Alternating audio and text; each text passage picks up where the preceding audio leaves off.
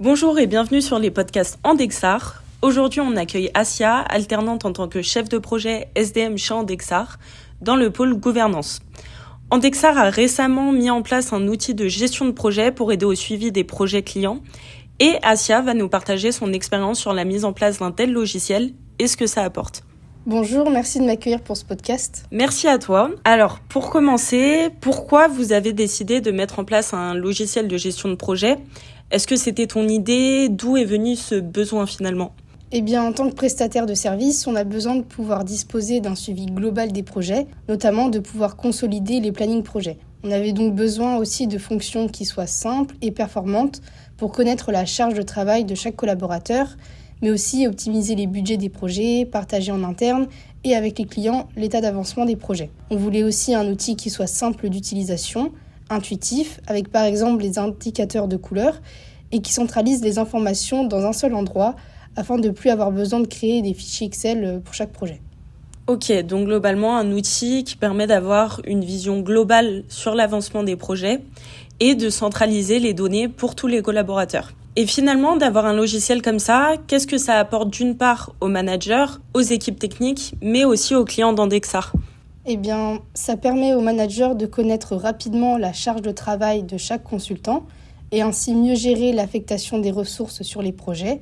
Sur les activités de run, ça leur permet de consulter facilement le planning des équipes support. Pour les équipes techniques, c'est une aide au quotidien, car ça leur permet d'avoir un accès direct sur les tâches qu'ils doivent réaliser pour chaque projet. Ils peuvent aussi avoir accès à leurs tâches sur le téléphone, car Monday a créé une application mobile.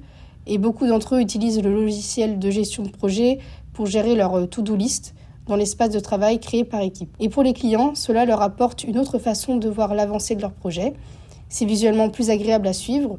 On peut leur partager différentes vues, comme la vue Gantt ou la vue Kanban. Finalement, c'est un gain de temps pour chaque partie et c'est beaucoup plus simple pour s'organiser. Et pour les clients, ils ont vraiment une meilleure vision sur leur projet.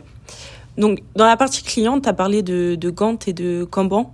Qu'est-ce que c'est ? Oui, tout à fait. Alors, le Gantt, c'est un outil de gestion de projet qui permet de visualiser l'ensemble des tâches accomplies et qu'il reste à accomplir avant la fin d'un projet. Il permet de visualiser de manière graphique les différentes tâches et leur durée d'exécution. Et pour le Kanban, c'est un outil qui permet de visualiser des tâches sous forme d'étiquettes. On y retrouve l'échéance de la tâche, le statut, le nom du groupe et le consultant qui est concerné. L'outil de gestion en question, c'est donc Monday. Pourquoi cet outil-là ? Qu'est-ce qu'il a de plus ou de différent finalement par rapport aux autres logiciels de gestion ?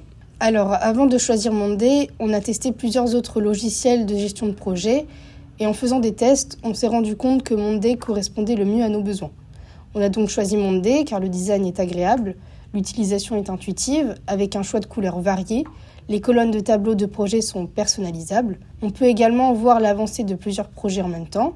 On a la possibilité de connaître la charge de travail de chaque consultant sur plusieurs projets en même temps, mais aussi de mettre en place un budget, de créer des espaces de travail pour chaque équipe MCO et de créer des dossiers afin de séparer les projets qui sont actifs de ceux qui sont terminés et de ceux qui sont faits en interne.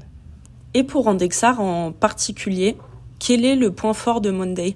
Alors, le point fort de Monday pour Andexar, c'est sa simplicité d'utilisation, son interface très intuitive, mais aussi le tableau de bord que l'on nomme « projet multiple » dans Monday qui permet d'avoir une vue graphique de l'avancement de plusieurs projets. Ok, donc plutôt pratique, vous avez vraiment trouvé l'outil qui correspond le mieux à vos besoins. Maintenant, ce qu'on veut savoir, c'est où ça en est. Est-ce que tu peux nous faire un bilan 2023 et nous parler des enjeux 2024 ? Oui, pas de souci. Alors pour l'année 2023, l'enjeu était de maîtriser la charge des projets clients. On s'est donc intéressé aux fonctionnalités classiques de Monday et à la formation des consultants à la solution.